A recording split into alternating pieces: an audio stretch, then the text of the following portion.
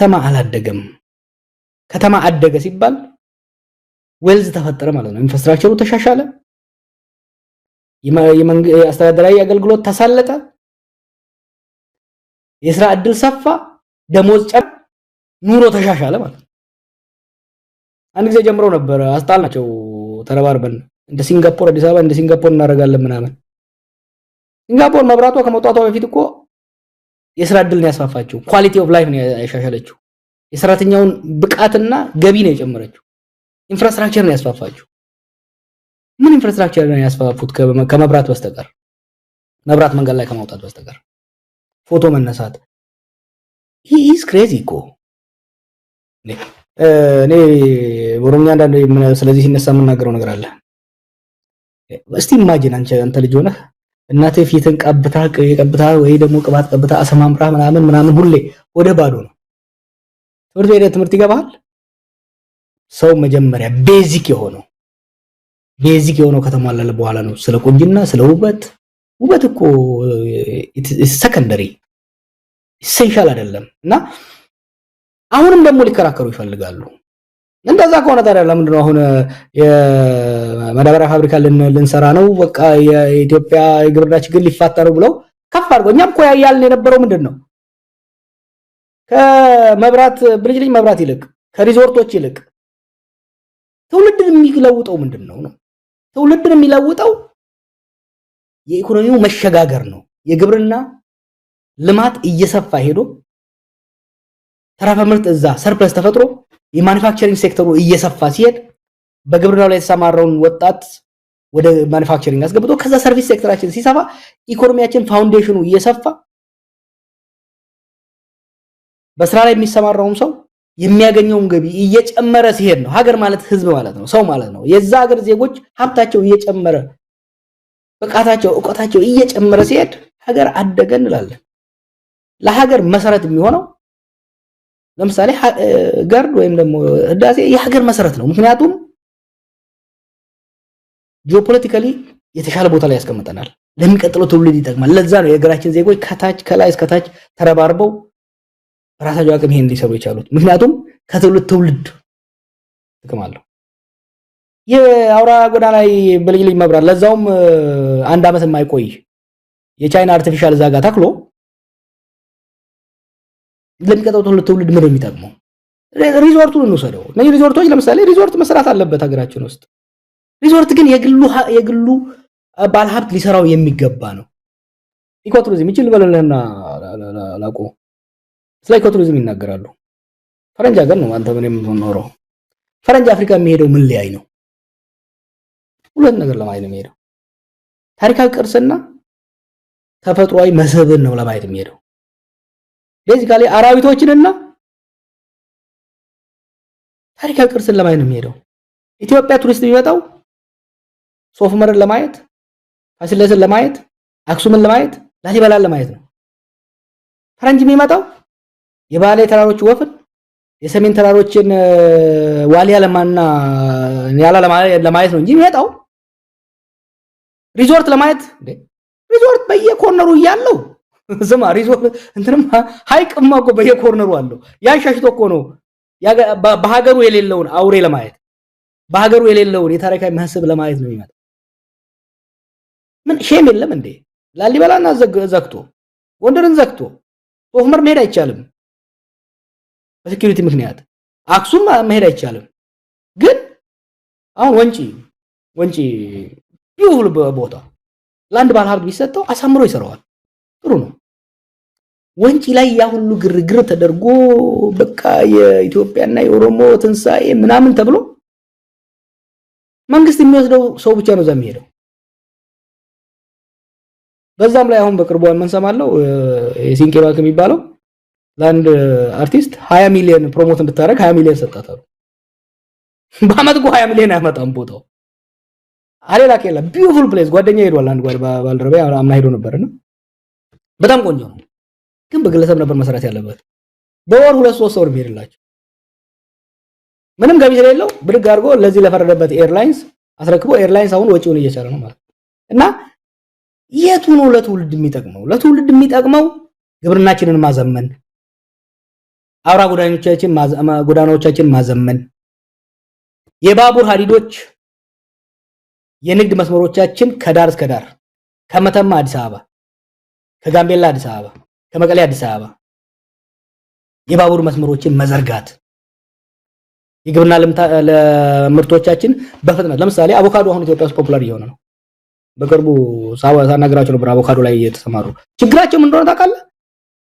ከዚህ ደቡብ ውስጥ ነው በብዛት የሚመጣው። ከደቡብ ጭነው ሲያመጡት ቢሮክራሲው ምኑን አልፈው ሲያመጡት ይበላሽባቸዋል። ኢማጂን ባቡር ቢኖርህ በፍጥነት ሊወጣልህ ይችላል። እና ይሄን ሁሉ የቡና ጭነ ምርታችን ሌሎች ምርቶችም በተሳለጠ መልኩ እንዲህ ከተፈለገ ኢንፍራስትራክቸር ላይ ነው። ቅድም እንዳልኩት አብይ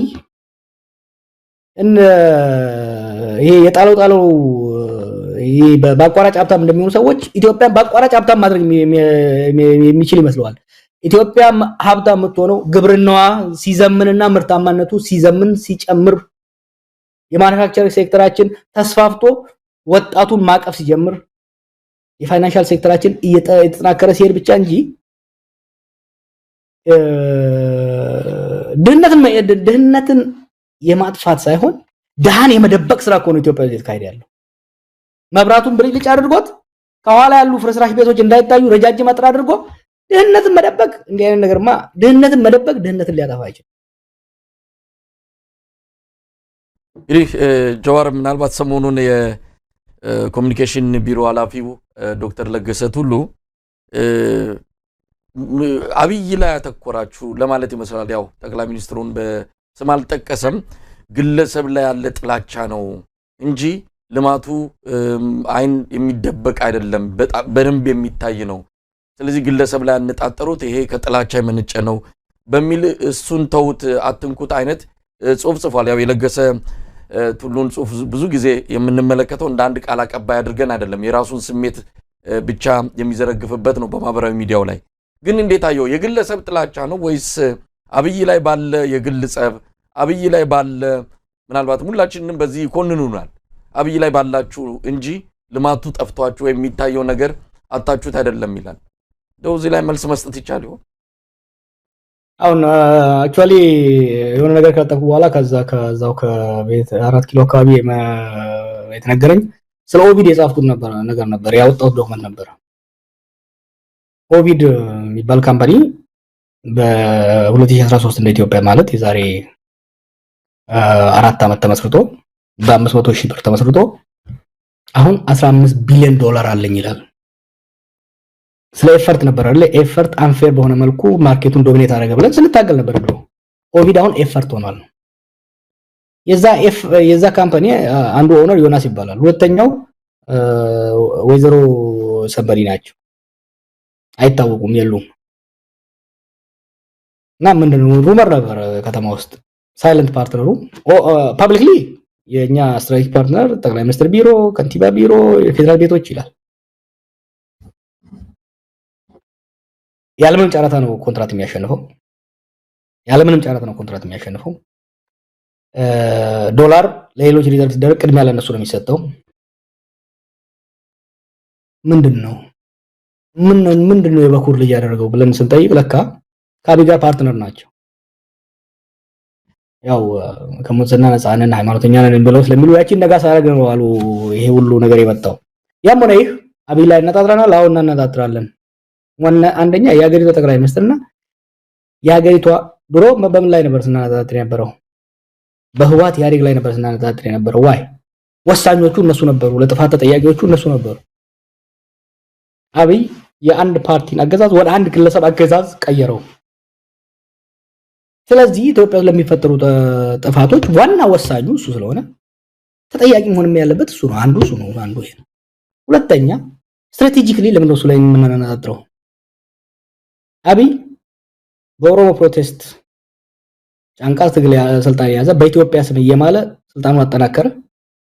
አሁን ደግሞ በኦሮሞ ብሔርተኝነት ተወሽቆ የኦሮሞ መንግስት ነው ኦሮሞ ስለሆንኩ ነው የተነሱብኝ ብሎ ይከላከል ይፈልጋል።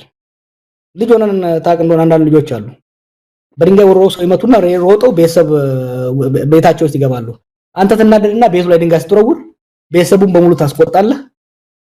ከቤተሰብ ጋር ትጣላለህ። ኖ ኖ ኖ እኛ እንደዛ እናደርግም። አንዱ ትዝካ ላይ ይሄን ያሁኑን ወደ ፖለቲካ ከተመለስኩ በኋላ በቢቢሲ ስለነበረው አንዱ ወደ ፖለቲካ እንድመለስ ያደረገኝ እሱ በኦሮሞ ውስጥ ለመሸጎጥ በተለይ ከአማራ ኃይሎች ጋር ከጣላ በኋላና ከፋኖ ጋር ጦርነት ከገባ በኋላ በጆሮዬ የሰማኋቸው በአብይም በሌሎችም ሲደረግ የነበረው በጣም አደገኛ የሆነ ኦሮሞን እንደ መከታ እንደ ምሽግ ለመጠቀም ሲዘጋጁ ስላየን ነው ለራስህ ሄደህ ከማንም ጋር ከሁሉም ጋር ተጋጭተህ መጥተህ አንድ ማህበረሰብ ውስጥ ልትወሸቅ አትችልም። አብይ ሁለት ቦታ ነው መወሸቅ እየሞከረ ያለው። አንዱ ኦሮሞ ውስጥ ነው፣ አንዱ ፕሮቴስታንት ውስጥ ነው። ኦሮሞቹ ጋር ይመጣና ይሄ እኮ የኦሮሞ መንግስት ነው፣ ልጃችሁ ነው፣ ያባገዳ ልጅ ነው፣ ለዚህ ነው ትግሬዎቹ፣ አማራዎቹ፣ ሰማይኖቹ የተነሱበት ብሎ ሄዶ የጎንደር ላይ ሰው ገሎ መቀሌ ላይ ሰው ገሎ መጥቶ ኦሮሞስ መወሸቅ ይፈልጋል። ኖ ፕሮቴስታንቶችንም ደግሞ ይሰበስብና ይሄ እኮ ፕሮቴስታንት ስለሆነ ነው እንደዚህ የሚነሱበት። ኖ ሲያጠፋ ሲገል ሀገርን ሲያዘርፍ ሀገርን አሳልፎ ሲሸጥ ከኦሮሞ ጋር አልተወያየም፣ ከፕሮቴስታንት ጋር አልተወያየም። እሱ እየፈለገ ያለው ምንድነው? አጥፍቶ ሄዶ አንድ ማህበረሰብ ውስጥ መሸጎጥ ይፈልጋል። ኖ እኛ ግን እያደረግን ያለው ኖ ኖ ኖ ኖ እኛ ጆሮን ጎትተን እያወጣን ብቻውን መገረፍ አለበት ብቻውን። ለዚህ ነው ጋሽ ለጌ ተከፉም አልተከፉም ከእንግዲህ በኋላ አብይ የሚሸሸግበት ማህበረሰብ ሊኖር አይችልም። ኦሮሞስ መሸሸግ አይችልም፣ ጅማስ መሸሸግ አይችልም፣ በሻሻው መሸሸግ አይችልም፣ ፕሮቴስታንቱ መሸሸግ አይችልም፣ የትም አይችልም። ለኢትዮጵያ ጥፋት፣ ለኢትዮጵያ ችግር፣ ኢትዮጵያ ለገባችበት ቀውስ ዋነኛው ችግር ሰላም እንዳይሰፍን ከእስር ቤት ከወጣ በኋላ እኮ ለ3 ዓመት ሰላም ስሞክር ነበር። ይሄ መቀጥለው የምናገረውን ከዋሻው ዲሲ ያለው አምባሳደር ያውቃል፣ አለሙስሊም ያውቃሉ፣ ሌሎቹ ያውቃሉ። የኦሮሞና ገና ፋኖ ትግል ወደ ጥልቅ ትግል ሳይገባ ይሄ ነገር እያባባሰ እንዳይሄድ መወያየት አለብን። በዚህ ጉዳይ ላይ ሰው የተካሄዱ ገብቶበት ያስቆመው አብይ ነው እና የጥፋቶች ምንጭ ብቻ ሳይሆን ግጭቶች እንዳይበርዱ እንዳይቆሙ ከትግራይ ጋር ፕሪቶሪያ ሲስማሙ this on record 4 ኃይሎች ናቸው የተዋጉት። የትግራይ ኃይል አለ፣ የኤርትራ ኃይል አለ፣ የአማራ ኃይል አለ፣ የፌደራል መንግስት ኃይል አለ። 4 ሆኖ ተዋግቶ 2 ሊታረቅ አይችልም። በጦርነት የተካፈሉ ኃይሎች በሙሉ መደራደር አለባቸው ሲባል ኖ ኖ ኖ ትግራዮቹን ይዤ ኤርትራን መታለሁ፣ አማራ ነጥላለሁ። this was his word እኮ ሄሮ ካልኩሌት አደረገ። አገራችን እንደዛ አይነት ጫወታማ አይሆንም። ከዛ ከሁሉም ደግሞ ሲያጣ አሁን ያባገዳ ልጅ ሆኖ ቡልኮ ተከናንቦ ኦሮሞ ማከኩ ብሎ ጣጣውንና ጦሱን ኦሮሞስ ሊያመጣው we say no not in our name so ጋሽ ለጌ ቅር ቢሎትም እኛ አይደለም ሰፊውን የኦሮሞ ህዝብ አይደለም ሌላውን ፕሮቴስታንት ጋሽ ለጌንም አናካም። ፎከሳችን አብይ ላይ ነው ማለት ነው። ጆሃር እዚህ ላይ በጣም አስገራሚው ነገር ወቀሳው ላይ ለምን ብቻውን ነጥላችሁ ተወቅሱታላችሁ ይሉና ስኬቱ ላይ ደግሞ የሚያወሩት ስኬት የዚህም የዛም አብይ ተነጥሎ እንዲሞገስ ተነጥሎ እንዲታይ ያደርጋሉ። ለምስጋናው እሱን ለወቀሳው ግን በጋራ አድርጉት የሚሉት አካሄድ ምን ያህል ያስኬዳል? አስቆር የሚገርም የሆነች ቡግና ወረዳ ምናምን ቀበሌ ውስጥ ሽንት ቤት ከተሰራ በጠቅላይ ሚኒስትሩ ሐሳብ አመንጭነት ተብሎ ይሰራል። አሁን ገራ ሲወስባቸው ትንሽ ተዋል እንጂ ይሄ የኢንዶክትሪኔሽን ዶክመንቶች ሲመጡ እያንዳንዱ ፓራግራፍ በጠቅላይ ሚኒስትራችን አመራር ሰጪነት ሐሳብ አመንጭነት ኤቭሪቲንግ ለሁሉም ነገር እሱን ክሬዲት ያደርጉትና በረጋጭ ላይ ለመሾም ተጠንቀቅ ሰዎች እንዳላስተቀና ለመሾም ፖስት የሚደረጉ ነገሮችን ልናገር ነበር። ፈጣሪ ያወጣኝና ለመሾም በአሁኑ ጊዜ መስራት የለብህም፣ መማር የለብህም፣ የምትመራው ሚኒስትሪ ጠንክረህ መታየት የለብህም ነው። በፌስቡክ እና በስብሰባ ላይ አብይን ማሞገስ አለብህ። that's only criteria። ብልጽግና እንኳን እኮ አይሉም፣ ብልጽግና ፓርቲ እንኳን እኮ አይሉም። ኢትዮጵያ ሰራች፣ ኢትዮጵያ ሀገር ሰራች፣ ሱሱ ሌላ ሀገር ብልጽግና አይሉም። በጠቅላይ ሚኒስትራችን ብለው መጨረሻ ላይ ልክ እነሱ ያመጡን ነጥለን ደሞኛ ታርጌት ስናደርግ ማለቃቀስ ጀመሩ እና እነሱ የሚያደርጉት ነው ሪቨርስ ያደረግነው ሌላ ምንም ያደረግነው እሱም ያን የሚያደርገው ራሱን ለመካብ ሳይኮሎጂካል ፕሮብለም እና we know እኛ እሱን ታርጌት ስናደርግ ስትራቴጂካሊ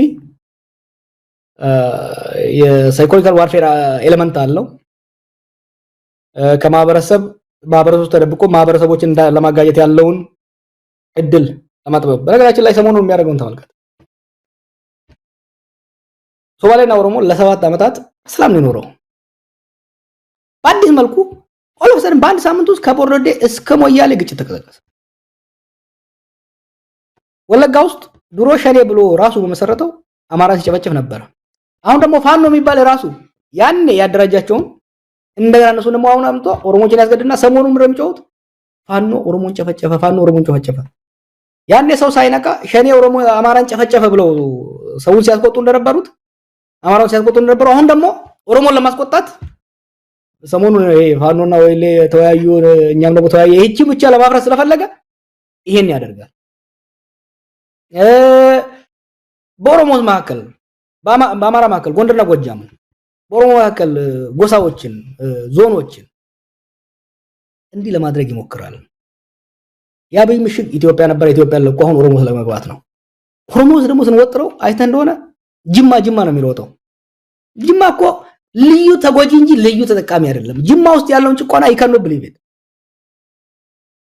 አሁን ደግሞ በሻሻ ሄዶ ትምህርት ቤት እንትን እያለ ነበር ነው በሻሻም የኢትዮጵያ አካል ነው የኦሮሚያ አካል ነው የህዝባችን ነው በሻሻው ያለው ህዝብ ማንም ወንበዴ እዚህም ዘርፎ እዛም ገሎ እዚህም አድምቶ ህዝቡ ውስጥ ሊደበቅ አይችልም ስለዚህ ነጥለን ሰርጂካሊ አብይ ሪሙቭ እናደርጋለን ስራው የሆነ መሆን ያለበት ስለዚህ ጀዋር አብይ አህመድ የሁሉ ነገር ፈጣሪ የሁሉ ነገር ፈላሽ ቆራጭ ከሆነ ሌሎቹ ምን ያያሰቡ ነው ሌሎቹ የብልጽግና ሰዎች እንበላቸው በትግል ታሪክም በኢሃዲግ አባልነትም አንጋፋ ነባር የሆኑ ሁሉ አሉ ከነሱ ሁሉ ቀድሞሱ ብቸኛው ላይ እነዛ ምን ያያደረጉ ነው እንግዲህ የጥፋቱ አካል ነገ ከነጎዲያ መሆናቸው አይቀርም ትላንት እንዲነበርን ማለት ምንም ትርጉም አይኖርም ነፃ ያረጋቸውም ግን ምን ያያደረጉ ነው አምነውበት ነው ወይስ ቀደም ሲል እንዳልከው ሹመትና ምንድነው ጥቅም ፈልገው ነው ዙሪያውን የከበቡት ምን ፈልገው ነው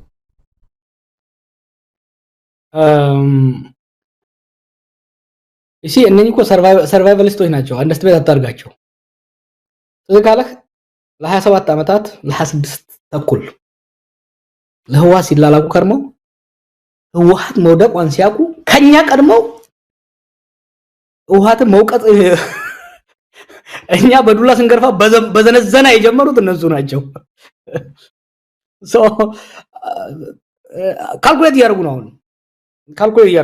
ካልኩሌት አሁን ባቡራ የጋው ነው እንትን የምትለውን የሚለውን እየጠበቁ ነው ቀድመው ከዘለሉ አብይ ይበላናል ዘግይተን ከዘለልን ደግሞ ለውጡ ይበላናል ስለዚህ ዶንት ቢ ሰርፕራይዝ ከኛ ቀድመው አንገቱን ይዘው ከወረወሩት እንዳይገርም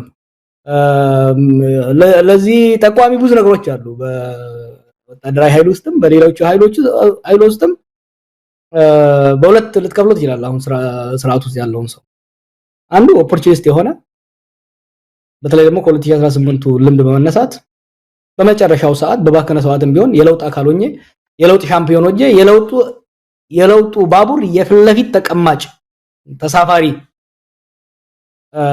የቪአይፒ ሴክሽን ተሳፋሪ መሆን የሚፈልጉም አሉ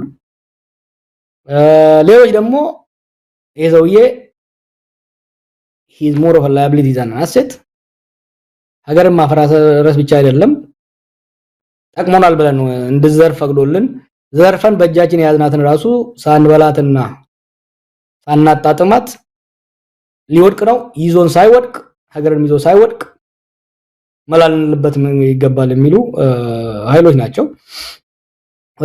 እንናበባለን ከተወሰኑት ጋራ እናነባቸዋለን ያነቡናል እንናበባለን እና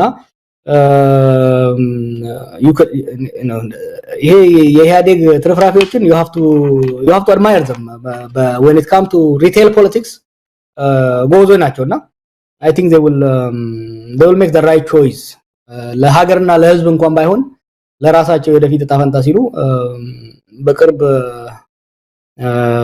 መስመር እንደሚያስተካክሉ እርግጠኛ ነኝ።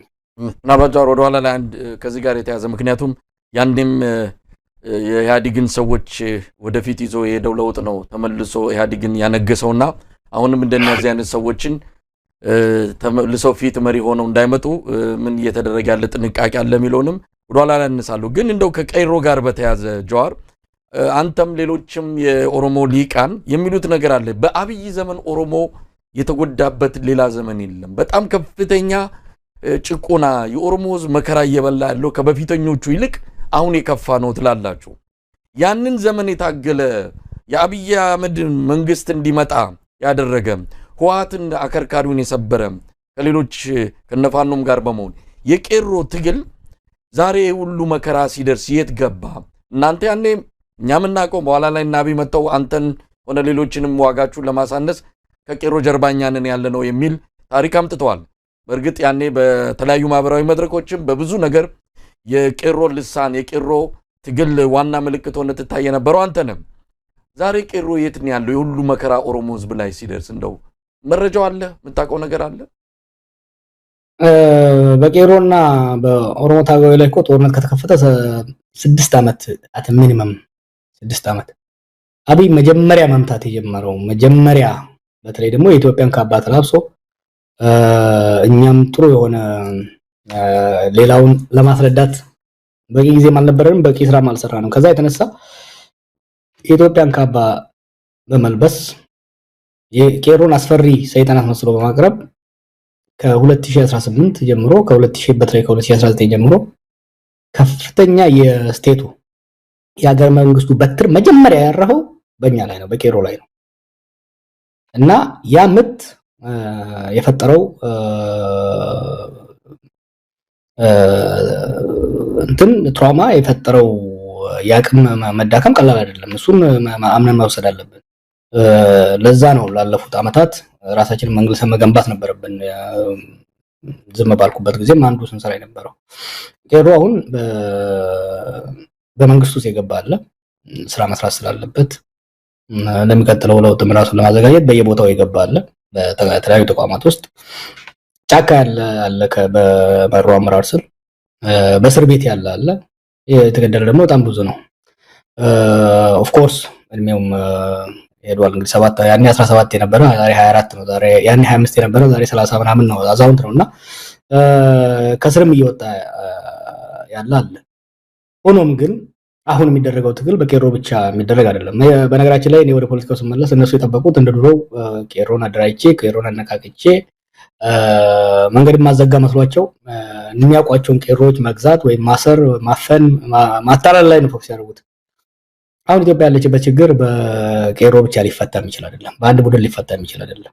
በሁሉም የሀገራችን ዜጎች የተባበረ የተናበበ የሀገርና የሕዝብን ህልውና ለማዳን በሚደረግ ርብርብ ነው ትግሉ መሄድ ያለበት።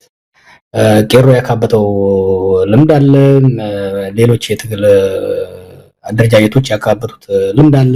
ከሌላ ሀገርም ያለን ልምድ በማቀናበር ለውጥ ለማምጣት ብቻ ሳይሆን ያንን ለውጥ ደግሞ ከዚህ በፊት እንዳደረግነው ለውጥ አምጥተን መተው ሳይሆን ያን ለውጥ በባለቤትነት ለስኬት ሽግሩን ለስኬት 3 ነገር ለማድረግ ሀገርን ከመፈራረስ ለመታደግ በአብይ አገዛዝ ዘመን የተፈጠሩ ቁስሎችን ለመጠገን ለማጠገግ ከዛ በኋላ ወደ ዲሞክራሲያዊ ስርዓት ለመሸጋገር መረባረብ ያስፈልጋልና ቄሮ አለ፣ ልምዱ አለ፣ ሰዎቹ አሉ በዛ ትግል ውስጥ የተረባረቡ ቤትም ቦታ ቢሆኑ ልባቸው ከህዝባቸው ጋር ነው። የሚያደርጉት ኮንትሪቢዩሽን አለ፣ የሚያደርጉት ሚና ትልቅ ይሆናል። ግን ብቻቸውን እንደ ድሮ ሊንቀሳቀሱ ብቻቸውን ውጤታማ አይሆኑም። ምክንያቱም ችግሩ ቅድም ብያዋለሁ። ያኔ እኮ የታገልነው መንግስት ነበረ፣ የስርዓት መሻሻል ነው። እንደውም የስርዓት ለውጥም እኮ አይደለም፣ የመንግስት ለውጥ ሪጂም ቼንጅም እኮ አይደለም። ያኔ የጠየቅነው ስርዓት ነበረ፣ መንግስት ነበረ፣ ዲሞክራሲያዊ እንዲሆን የታገልነው እኩልነትና ፍትሃዊነት እንዲመጣ ነው። ዛሬ ያለው ግን መንግስት ተዳክሞ ተመናምኖ አቅሙ በጣም ስለተመናመነ ሀገር በጣም ስለተዳከመ በአንድ ወገን የሚደረግ ትግል ሀገርን ሊታደግ አይችልም። በመተባበር በመናበብ በመደማመጥ ነው። ጫካ ነፍጥ አንግቦ ጫካ ያለውም በየመንግስቱ ተሰግስጎ አንገቱን ደፍቶ ያለውም የዲያስፖራ ተበትኖ ያለውም ተደማምጦ ለውጥ ማምጣት ያለው ደግሞ እንዳይጨናገፍ እንዳይጠለፍ ከሀዲዱ እንዳይወጣ ለመጠበቅ ሁሉም ልምዳችንን ማስተባበር ያስፈልጋል። ጆር ምናልባት ከቄሮ ጋር በተያዘ አንድም ያው አንተ ጭቆናው ወይም በትሩ ስላረፈበት ነው አልክ። ግን ከዛ ባለፈ የኛ ልጆች ናቸው ቤተ መንግስት የገቡት የሚሉ አስተሳሰብ በህወሓት ዘመን ጭቆና እንዳለ እያወቁ ኢፍታዊነት እንዳለ እያወቁ ነገር ግን የኛ ልጆች ናቸው ቤተ መንግስት ያሉት የሚል በእንደዚህ አይነት ምክንያት ብቻ ሌላው ደግሞ የጥቅም ተጋሪም በመሆን ለምሳሌ በብዙ ቦታዎች ላይ ወጣቶችን ከሌላው በመንጠቅ ምንድነው ሀብትና ቢዝነስ ውስጥ በማስገባት ረገድ አባብሎ ይወሰዳቸውም አሉ። ስለዚህ በእነዚህ ምክንያቶች ናቸው። ይሄ ደግሞ ከምንም በላይ የኦሮሞን ትግል ጎርቶታል የሚባል ነገር አለና እንደው ይሄም ነገር ተጽዕኖ ፈጥሯል። ቄሮዎች የኛ ልጆች ናቸው ቤተ መንግስት ያሉትና ችግራቸው ይስተካከላል ነገ ከነገ ወዲያ ከቤተ መንግስት ግን ማፈናቀል የለብንም የሚል ከነ ችግሩም ቢሆን የተቀበሉት የቄሮ ወጣቶች አሉ። በጣም ጥቂት ናቸው እንደዛ የሆኑት። መሳይ ፌር ነው አብይ ኦሮሞንም ኢትዮጵያን አይጠቅምም ብሎ መጀመሪያ ያለው እኮ የኦሮሞ ቄሮ እኮ ነው። ከ2018 መጨረሻ አካባቢ ጀምሮ በተለይ 2019 ላይ ወደ አመጽ የተመለሰው ከዛ በኋላ ነፍጣን ግድቦ መሮ ጋር ሄዶ የተደራጀው የኦሮሞ ቄሮ እኮ ነው። መጀመሪያ ላይ ለማን እና ገዱን ተማምኖ ለውጥ ይመጣል ብሎ አስቦ ነበር። አብይን በሰስፒሸስ ላይ የተቀበለው ግን ለማ ኢንዶርስ ስላደረጉት ኦኬ የሚል ስቲኒዮ የሚል አይነት አመለካከት ነበር። ግን እዛ ሀገር ውስጥ ቱ ቢ ፌር ከማንኛውም ማህበረሰብ ክፍል ቀድሞ ይሄ ሰው የአመራር ብቃት የለውም የኦሮሞን ህዝብንም ሆነ የሌሎች ህዝቦችን ጥቅምና መብት ሊያስከብር አይችልም ብሎ ያመፀው በትር መሳሪያ የሚያነሳው ዛሬ ቆይል የምንለው አብዛኛው ቄሮ ነው። እሱን እንትን ማድረግ የተወሰኑ አሉ። ግን አንተ የምትላቸው ወጣቶች ቄሮች አይደሉም። ቄሮ ማለት ዝም ብሎ ወጣቶች ብቻ አይደሉም። ይሄ በራሳችን ላይ ብዙዎቹ አሁን ይሄ ተረኛ ነን ባለጊዜ ነን ብለው ጎና ላይ የሚያወደረድሩት ድሮም የወዴ ተላላኪ የነበሩ ናቸው። ድሮም የደህንነት መስሪያ ቤቱ ኢንፎርማንት የነበሩ ናቸው። አይ ካን ኔም ኔምስ የቄሮ ትግል አካል ሆነው ከዲያስፖራ የተመለሱ የተወሰኑ አሉ። ተሳክቶላቸዋል። ከዲያስፖራ የተወሰኑ ለመሳብ እነሱንም ራሱ ተጠቅሞባቸው እኛ ላይ ያዘምቷቸው ተፍቷቸዋል። አሁን ጊዜ የሉም እነሱ። ሀገር ቤት ግን በሚገርብ መልኩ ይሄ ስርዓት የኦሮሞን ህዝብ ይጠቅማል ብለው የተገዙ በጣም ጥቂት ናቸው።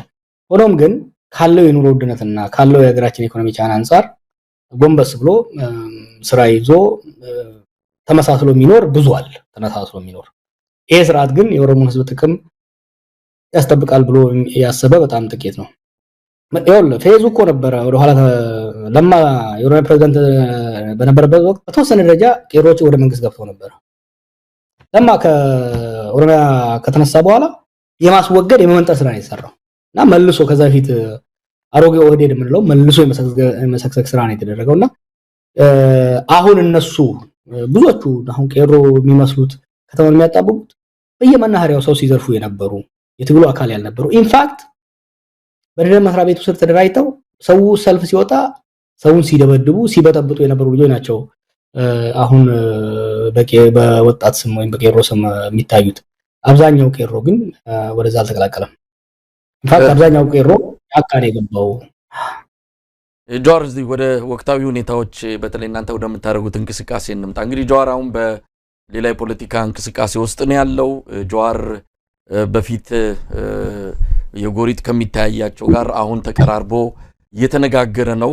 ስለ አጠቃላይ የኢትዮጵያ ለውጥ ነው የሚያወራው። የአንድ ማህበረሰብ ወኪል ብቻ ሆኖ አልቀረበም። በኢትዮጵያ በአጠቃላይ ለውጥ ካልመጣ ትርጉም ያለው ሽግግር አይኖርም በሚልም ከሌሎች ኃይሎች ጋርም እንደዚሁ እየተነጋገራችሁ ነው። እስቲ አዲሱ የፖለቲካ መስመር አዲስ ማለትም ባንችል ግን ከቅርብ ጊዜ ወዲህ በደንብ ወደፊት ገፍተ የመጣው የፖለቲካ መስመር ምንድነው? ምን ግብን ታሳቢ አድርገን ነው የጀመርከው? አሳይ እኔ ከማንም ጋር ጎሪታ አይቻላቅም ከሁሉም ጋር ባላንጣም ያሳብ ባላንጣም ብንሆን ስታርባክስ አብረን ስንጠጣ እንደነበረ እንዳረሳ እና ፖለቲካ ውስጥ ጎሪጣ ሰውን አይቻላቅም even my harshest critic they remain my friends ለቀልድ ያህል ነው እንግዲህ የቅድም እንዳልኩ ሀገራችን በጣም በጣም አሳዛኝና አስጊ ሁኔታ ውስጥ ነው ከተታት ይሄ አገዛዝ ከዚህ ለመውጣት ርብርብ ትብብር የፖለቲካ አማራጭ አይደለም ብቸኛው አማራጭ ነው ተዘጋለ ለውጡ እንደመጣ አካባቢ ይሄን ለውጥ በአግባቡ ካልመራ ነው ሀገራችን እንደ ዩጎዝላቪያ ትበታተናለች የሚል ስጋት ነበረኝ አሁን አይደለም ያለኝ ስጋት ዩጎዝላቪያን ልናገኝ አንችልም ሊቢያ ከሊቢያ የባሰ ነው ልንሆን የምንችለው ዩጎዝላቪያ ማለት ራስ ገዝ ክልሎች ከጦርነት በኋላ ተገነጣጥለው የራሳቸው ሪፐብሊክ የሆኑበት ነው አሁን አይደለም ቅርቡ ስለሆነ እንደነበረ ከፎቅ ላይ እንደተወረወረ ማሰሩ ነው የምንሆነውና ሁሉና የሰርቫይቫል ጥያቄ ነው ስንል የኢትዮጵያ ሀገር ብቻ ሳይሆን በውስጧ ያሉ ህዝቦችም በስንትናቸው ነው የሚወጣው ተመልከት ትግራይ ላይ አሁን እየሆነ ያለው ሲሚላር በአማራም በኦሮሚያም በየቦታው ሶማሌም እየሆነ ያለው አብይኮ ኢትዮጵያ ውስጥ ያሉ ሰይጣኖቹን በሙሉ የለቀቃቸው ነው የሚመስለው እና የማህበራዊ ሃይማኖታዊ ፖለቲካዊ ሌሎች ተቋሞች በሙሉ ፍራግመንቴሽን ስለመጣ ይሄንን ሰብሰብ ለማድረግ የሀገሪቷ ሊግ መሰባሰብ አለበት ለውጡን ለማምጣት ብቻ አይደለም መረጋጋት ለውጥ ለማምጣት በተለይ አሁን አብይ ከየቦታው ከሁሉም ጋር ተጣልቶ ኦሮሞ ስለገባ አብይ ለመጣል በጣም ቀላሉና አጭሩ መንገድ ኦሮሞን መነካካትና መቀስቀስ ነው በቀላሉ እንትን ብቻ የመጨረሻው ምሽግ ስለሆነ ያ ምሽግ በተነካካበት ያጠፋዋል ያ ግን የኦሮሞን ህዝብንም ኢትዮጵያንም አይጠቅምም ለውጡም በጋራ መምጣት አለበት ለውጡም የሚመጣው ለውጥም በጋራ መመራት አለበት ምክንያቱም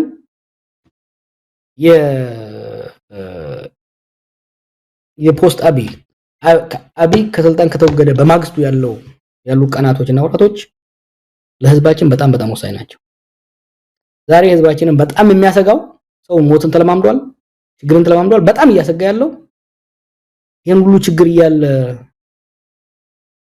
የተቃጠለ ዝም ያለበት የባሰ እንዳይመጣበት ስለፈራ ነው ይሄ የባሰ እንዳይመጣ ማረጋጋጫ ልሰጠው የምትችለው እንደ ጀዋርም ልሰጠው አትችልም እንደ ኦሮሞም ልሰጠው አትችልም እንደ አማራም ልሰጠው አትችልም ብቻ ያፋጁናል የሚል ጥርጣሬ ስላለ የሀገሪቷ ሊቃን መጨረሻ ላይ ይሄ ሰውዬ አፋጅቶን ውስጣችን ፈንጂ አፈንድቶ ይጠፋል የሚል ጥርጣሬ ያለው ህዝብ ያን ፈንጂን ለማምከን የሚያስችል መደማመጥ መቻቻል መገናዘብ መተባበር በሀገሪቷ ሊቅ ህብረ ብሔርና የተለያዩ ቡድኖች መሐከል መደማመን መጥቷል የሚለውን ህዝቡ ማየት መቻል አለበት አብይን ለማስወገድ ብቻ አይደለም that's small part of it 90% አብይ ሰኞ ከተወገደ ከማክሰኞ ጀምሮ ያለውን የሽግግር ዘመን አንደኛ አሁን ያሉ ግጭቶች እንዳይባባሱ አብይ በተወገደ በማግስቱ የአፈሙዝ ላንቃ እንዲዘጋ ማስቻል አለበት አብይ በተወገደ ማግስት ወጣቶቻችንን ወንድሞቻችን ወደ ጫካ የመሩ የፖለቲካ ጥያቄዎች በፖለቲካ ምህዳርና በፖለቲካ መድረክ መፈታት እንደሚችሉ ዛሬውኑ መስማማት መሰማማት መተባበር ላይ መድረስ መቻል አለበትና አሁን እየሞከርን ያለነው በኢፋን በመናረጋቸው ውይይቶች በውስጥም ከተለያዩ ማህበረሰቦች ጋር እያደረግን ያለነው ውይይት ይሄንን ያማክልና እዚህ ላይ ያነጣጠረ ነው እኔም ባለኝ ልምድም ባለኝ ዕውቀትም ባለኝ ተመሰሚነትም ይሄ ዓላማ ወደፊት መሄዱ ለህዝባችን ለሀገራችን ለሁሉ ስታገለል የነበረው የኦሮሞ ህዝብ ሀገራችን ውስጥ ላለው ሁሉም ህዝብም ኢቭን ለጎረቤቶቻችንም ምክንያቱም ዛሬ የኢትዮጵያ ጉዳይ የኢትዮጵያ ብቻ አይደለም ጎረቤቶቻችንን ነካክቷል አብይ ዛሬ እጁን ሱዳን ውስጥ ከቷል ከኤርትራ ጋር ፍጥጫ ውስጥ ነው ያለው። ከሶማሊያ ጋር ፍጥጫ ውስጥ ነው ያለው። ከጅቡቲ ጋር ራሱ ተፋቅሯል። እነዚህ ሁሉ ሀገሮች አይናቸው ዛሬ አብይ በተወገደ ማግስት ሀገር ከፈነዳች እንደ ጎርፍ ሊያጥለቀልቀን ይችላል የሚል ስጋት ስላላቸው ለነሱ ራሱ አሹራንስ መስጠት የሚቻለው በአንድ ግለሰብ በአንድ ወገን ሳይሆን ሁሉም መደማመጥና መተባበር ሲችል ብቻ ነው።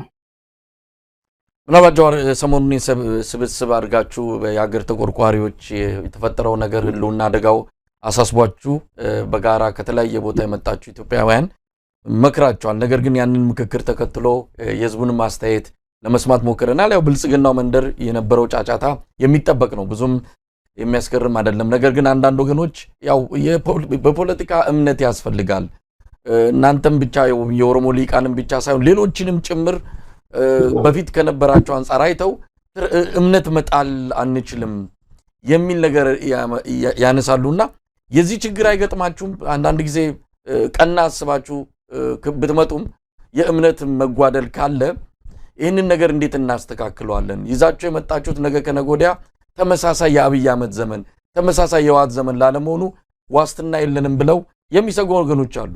ከዚህ አንጻር ይህንን ክፍተት ለመድፈን ምን ማድረግ ይጠበቅባቸዋል? አይ ብራዘር ትረስት ኢዝ ኢርንድ ኖት ጊቨን ነው። እኔ ደስ ስለሚለኝ እንደዛ መጠራጠር እንደዛ መስጋት ለአደጋ ያጋልጣል። ያልጠረጠረ ተመነጠረ ነው የሚለው አማራ ሲተረት። ይህ ህዝብ ስንት ጊዜ ተመነጠረ? በ74 ተመነጠረ፣ ለውጥ አመጣ። ለውጡን ወታደር መነጨ ነጠቀው። 91 ለውጥ መጣ፣ ዲሞክራሲ አልተሻገረም። 2018 ለውጥ መጣ፣ አልተሻገረም። ስለዚህ ህዝቡ ቢጠራጠር በኦሮሞ ተረት አለ ሰውየው እዚህ ጋር ጠባሳው ምንድነው? እሳት ነው ያቃጥለኝ አለ። እዚህ ጋር እሳት ነው ያቃጥለኝ። እዛ እሳት እንዴ አንዴ አቃጥሎህ ሁለተኛ ሲደግመው ምን ሲሰራ ነበር አለ። ስለዚህ ህዝባችን በተደጋጋሚ የተፈጠሩበት ክህደቶች፣ በደሎች ቁስል ፈጥረውበታል፣ ጠባሳ አለው እና ቢጠራጠር አይገርመኝም፣ ተገቢም ነው። ስለዚህ የፖለቲካ አመራሩ የፖለቲካ ሊቁ በስራው በትጋቱ ራሱን ያንን የትረስት ዲፊሲት የጥርጣሬ ውዝፍ እየቀነሰ መሄድ መቻል አለበት እና ያንን በስራ እንወጣዋለን ብዬ ነው የማምነው። አዳዲስ አይደለንም። አቋማችን ስራችን የታወቀ ነው። በስራ ግን በሂደት በስራ በምናደርገው ውይይቶች በምናቀርበው ፍኖተ ካርታ የህዝባችንን እምነት ከጊዜ ወደ ጊዜ እያዳበርን እንሄዳለን ብዬ ተስፋ አደርጋለሁ እና we just that's only way forward ብላንክ ቼክ ኢትዮጵያ ህዝብ እንዲሰጠን ለማንም እንዲሰጥ አልፈልግም። መጠራጠሩ ትክክል ነው። ስለዚህ it's up to us። ተጠራጠሩ ግን አዳምጡን ነው ለኔ መልእክት ለህዝባችን። ተጠራጠሩ፣ ጠይቁ፣ አዳምጡ፣ ምን ነግራችሁን መዝኑ፣ ግን አዳምጡን። ተስፋ ቆርጣችሁ በር ዘግታችሁ ጆሮአችሁ ዘግታችሁ አትቀመጡ። አዳምጡን። በሂደት የምንለውን ነገር እየሆንን የምናሳይ ከሆነ ደግፉን። ለውጡ ራሱ ሲመጣ ስምምነቶች በወረቀት ከተቀመጡም በኋላ ራሱ እነሱ ሳይሸራረፉ እንዲተረጉሙ ከተፈለገ ህዝብ በተደጋጋሚ መጠርጠር አለበት፣ በተደጋጋሚ መጠየቅ አለበት፣ በቀጣይነት ባለው መልኩ ጫና መፍጠር መቻል አለበት። ይሄ ብቻ ነው ጋራንቲ የፖለቲካ አመራር ለገባው ቃል ታማኝ ሆኖ ለማስፈጸም የሚችለው ጠያቂ ማህበረሰብ፣ ጠርጣሪ ማህበረሰብ፣ ጫና ፈጣሪ ማህበረሰብ ሲኖር ብቻ ነው። ጆዋር እንደው የአማራ ህዝብ ትግል እያካሄደ ነው። ያው ፋኖ በትግል ውስጥ እንዳለ ይታወቃልና አንዳንድ የኦሮሞ ፖለቲከኛ አሁን አዳዲስ የፖለቲካ እይታዎችንና እንቅስቃሴዎችን እያደረገ ነው ያለውና ከዛ አንፃር የአማራ ህዝብ ትግል ወይም ደግሞ ፋኖ የሚያደርገውን እንቅስቃሴ እንዴት ነው የምታየው? የኦሮሞ ህዝብ ከዚህ አንጻር መስጋት አለበት? ይህን ትግል ነገ ከነገ ወዲያ ብዙዎች እንደሚሉት በተለይ አብይ ጋር የተጣበቁ ሊቃን እንደሚሉት ይሄ ትግል የብሔር ብሔረሰቦችን መልሶ ጭቆና ውስጥ ለመክተት አሁንም የአንድ ብሔር የበላይነት ለማምጣት ነው በሚል በዚህ ስጋት ብቻ የሚያዩትም አሉ። ከዚህ አንጻር አንተ እንዴት ነው የምትመለከተው የአማራን ህዝብ ትግል? ኦክ ፋኖች እኮ ከማርስ አልወረዱም እንዴ? ከኛ ጋር ሲታገሉ የነበሩ ልጆች እኮ ናቸው። ግማሾቹ ኤርትራ የነበሩ ናቸው። ግማሾቹ በትግል ወቅት ኮርኔት አብረን ስናደርግ የነበሩ ልጆች ናቸው። ባህር ዳር ሄጄ አግኝቻቸው ነበር። ሪሜምበር አዳዲሶች እኮ አይደሉም።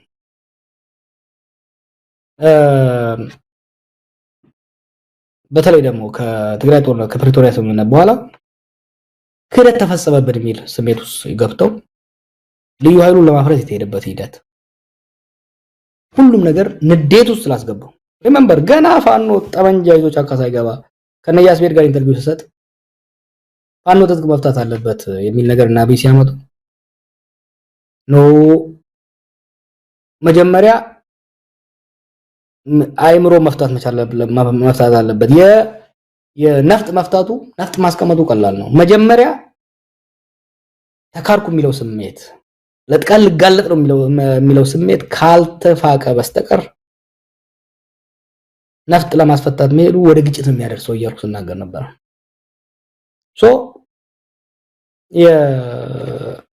በዚህ ተክጃለሁ የሚለው ተበድያለሁ፣ ለጥቃት ተጋልጫለሁ፣ ተጠቅሞብኝ ጣለኝ የሚለው ስሜት ያጋለው ነገር አለ። ሁለተኛ የአማራ ፖለቲካል ኮሚኒቲ በብሔር መታገል የጀመረው አዲስ ነው፣ ገና አዲስ ነው። እኛ ትግራይ ሶማሌዎች ለረጅም ጊዜ ስንታገልበት ስለነበረ በስሏል ብሔረተኝነቱ። ከዚህ አንፃር ተያይዘው የሚወጡ ሌላ ብሔረሰቦችን ሌላ ማህበረሰቦችን ሊያስከፉ የሚችሉ ብዙ ነገሮች ተብለዋል ባለፉት አመታቶች። በትግል ማቹር እያደረጉ ይመጣሉ። አሁን ላይ እንደዛ አይነት ነገር አሰማም። ያንም ስለነበረው ነው ምንድነው እዚህ ጋር ፋኖች የሚሉትን እንደርስ እያርኩ አይደለም። I believe in human improvement እና አንድ እሱ ነው። እነሱም እያሻሻሉ ፖሊሽ እያደረጉ ሪያሊስቲክ የሆነ አቋምና ጥያቄያቸውን እያቀረቡ መሄድ አለባቸው። ሌላው ማህበረሰብም ሊረዳ መሄድ አለበት። ዋናው ነገር ግን ምንድነው ኢትዮጵያ ውስጥ ወይሌ ላትወድ ትችላለህ፣ ፋኖ ላትወድ ትችላለህ፣ ግን they are fact of life።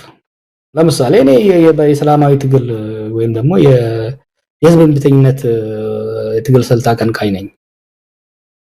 ከአርምድ ስትራግል በነፍጥ ከሚደረግ ትግል ይልቅ ህዝባዊ እምቢተኝነት ማምን ሰው ነኝ። በዛ ነው ስራ የነበረው። አሁን ባለው ኢትዮጵያ ሪያሊቲ ወይሌን ኢግኖር አድርገህ ፋኖን ኢግኖር አድርገህ ቲዲኤፍን ኢግኖር አድርገህ ኢትዮጵያ ውስጥ ሰላም ልታስበው አትችልም። እነዚህ ኃይሎች ላይ በድርጊትም በቃልም በማህበረሰቦች መካከል ክፍፍል የሚያመጣ በማህበረሰቦች መካከል ስጋትና ፍራቻን የሚያመጣ ቃልም ሆነ ድርጊት እየተቆጠቡ በዲሲፕሊን የታነጸ ለነጻነት የሚታገል ገበሬውና ማህበረሰቡን ለጉዳትና ለጥቃት የማያጋለጥ ስልት እንዲከተሉ ጫና በማድረግ ነገር ግን ነፍጥ ያስነሳቸው ያገዛዝ በደል መሆኑን እውነታውን በማስገባት መሄድ ያለብን። ይሄ የከሌ በላይነት የከሌ ሁሌም የምንለው ነገር ነው መሳይ። እንደ ኢትዮጵያ ህብረ ብሔር በሆነበት የብሔር ንቃት ኮንሽስነስ ከፍተኛ ደረጃ በደረሰበት ሀገር ውስጥ የአንድ ቡድንና የአንድ የበላይ ቡድንና የአንድ ግለሰብ የበላይነት ለማፍጠር የሚደረግ ሙከራ ኪሳራ ነው። ይሄን እኮ በህዋት ዘመን ነው ስንል የነበረው። ውጤቱ ምን ሆነ? ከዛ በኋላ አብይ ወደ ባሰው አመጣው። የአንድ ግለሰብ የበላይነት ለማምጣት ከኪሳራ ውስጥ ከተተን እና አሁን ደግሞ ነው አንደኛ አይቻልም። ኢትዮጵያ ውስጥ እንግዲህ በኋላ አምባገነናዊ የግለሰብም ሆነ የፓርቲ አምባገነናዊ ስርዓት ሊሸከም የሚችል የህዝብ ጫንቃም የለም፣ ሊጭን የሚችል መንግስታዊ አቅምም የለም፣ ሊኖርም አይችልም። ስቴት ካፓሲቲም የለም፣ ፖፑላር ቶለራንስም የለም። ስለዚህ የወያኔ የበላይነት፣ የህወሓት የበላይነት፣ የፋኖ የበላይነት ይመጣል ወይ ደግሞ ልናመጣ እንፈልጋለን የሚለውም ይመጣል ብሎ የሚሰጋው ፕራክቲካል አይደለም። እናመጣለን ብሎ የሚያስብ የታጠቀ ኃይልም ካለ ሪያሊስቲክ አይደለም። በመላው ኢትዮጵያ ወያኔ በኦሮሚያ ላይ የበላይነት ሊይዝ አይችልም። ፋኖ በአማራ ክልል ላይ የበላይነት ሊይዝ አይችልም። ህወሓት በትግራይ ላይ የበላይነት ብቸኛው ሆኖ መቀጠል አይችልም እንደ ድሮ። we're seeing the challenge አሁን we're seeing it እኮ። ስለዚህ ህዝባችንም ስጋቱን ቆጠብ ያድርገው፣ የታጠቁ ወንድሞቻችንም ቀረርቷቸውን ቆጠብ ያድርጉ። ከእንግዲህ በኋላ ኢትዮጵያ ውስጥ ተወያይቶ ተደራድሮ ተቻችሎ ከድርድር የተረፈውን ለህዝብ ውሳኔ አቅርቦ ብቻ ነው አብረን መኖር የምንችለው።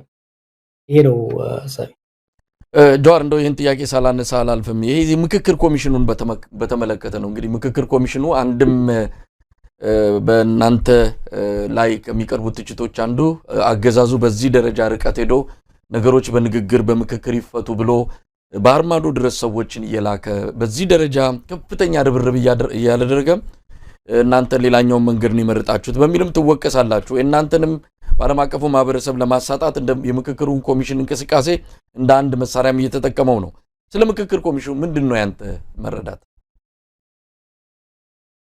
እኔንና ልደቱንና ገዱን ለማግኘት እኮ ወይም ደግሞ ሌሎቹን ለማግኘት ይልቃልን ለማግኘት ዋሽንግተን እኮ መምጣት አልነበረበትም። ዞን ፊልም ላይ ነበር እኮ እዛው ሲመሰረት እኮ ወደ ዴር አግኝተናቸዋል እኮ ተመስርተው ፕሮባብሊ በወር ነው በሁለት ወር ውስጥ ነው ከእስር ቤት የወጣሁት። እንደወጣው በሳምንት ነው በማመን ጊዜ ነው ያገኘኋቸው። ቤቴ ጋብዤ አብረን ቁጭ ብለን ለሰዓታት ተወያየን። ሎክ የምክክር ኮሚሽን ሀገራዊ ምክክር የሚለው ሐሳብ ያኔ ፍኖተ ካርታ የጋራ ፍኖተ ካርታ የሽግግር ፍኖተ ካርታ ይውጣ ስንል ብቻዬን አብይ ያሻግራለሁ ስል ኖ ሀገራዊ ምክክር ኮሚሽን መቋቋም አለበት። በሀገራችን ውስጥ ያሉ ልዩነቶች በምክክር ፈር መያዝ አለባቸው ስንል ነበር። ምክክር ናሽናል ዳያሎግ የሚባለው ነገር በአንድ በሁለት ደረጃ ነው ሊካሄድ የሚችለው።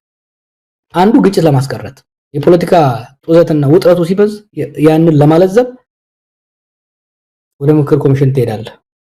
አለለዚያ ከጦርነት በኋላ ድህረ ጦርነት ማለት ከድህረ ጦር በጦርነቱ የተፈጠሙ ስህተቶች፣ ክፋቶች፣ መከፋቶች፣ መገዳደሎች፣ ስብራቶች ለመጠገንና ብሔራዊና ሀገራዊ እርቅ ለማምጣት የሚደረግ ሁለት የሚደረገው ሀገራዊ ምክክር ኮሚሽን ነገር ያልናቸው ምንድነው? ቅድሚያ መሰጠት ያለበት የታጠቁ ኃይሎች ጦርነት ተኩስ አቁም ተደርሶ የታጠቁ ኃይሎች ይሳተፉበት፣ የታሰሩ የፖለቲካ አመራሮች ይፈቱ፣ የምክክር ኮሚሽኑ የሚገዛበት ህግና የምክክር ኮሚሽነሮቹ ምርጫ የፖለቲካ ልቃኑን ባማከለ መልኩ ይደረግ፣ ታማኝነት እንዲኖረው ረጅም ጊዜ ከዛ በኋላም በአካልም በስልክም በግለሰብ ደረጃም አንዳንዶቹንም በቡድንም ደጋግሜ ሳገኛቸው ነበር። ውጭ ሀገር መላክ አያስፈልግም ነው የምክክር ኮሚሽን።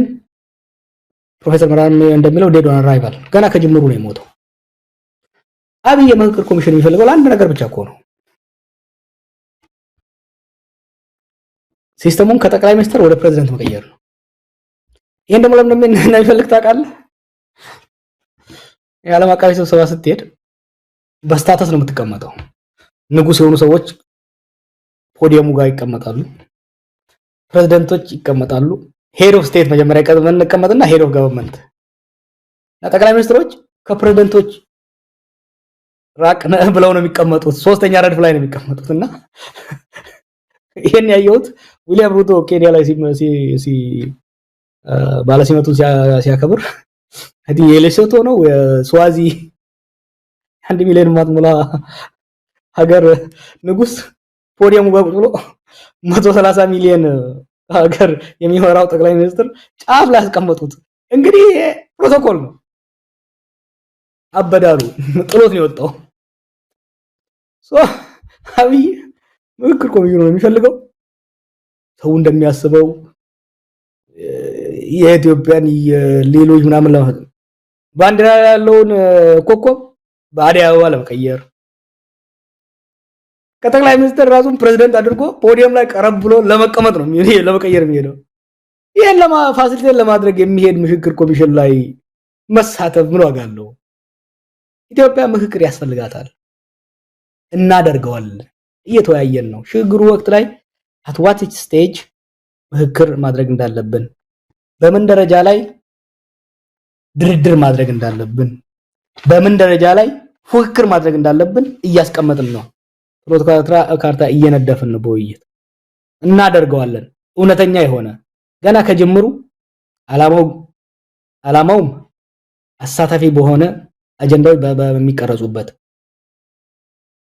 ገለልተኛ እንዲሆን ደግሞ ሁሉም አመኔታ ያለበት ኮሚሽን የሚቋቋምበት ሀገር ሊገነባ በሚችለው መልኩ ሊቁንም ህዝቡን የሚያሳትፍ ምክክር ኮሚሽን እናደርጋለን። ባይ ዘ ወይ ኮሚሽነሮች ውስጥ አንዱም አያምንበትም። በዚህ አይኖትም።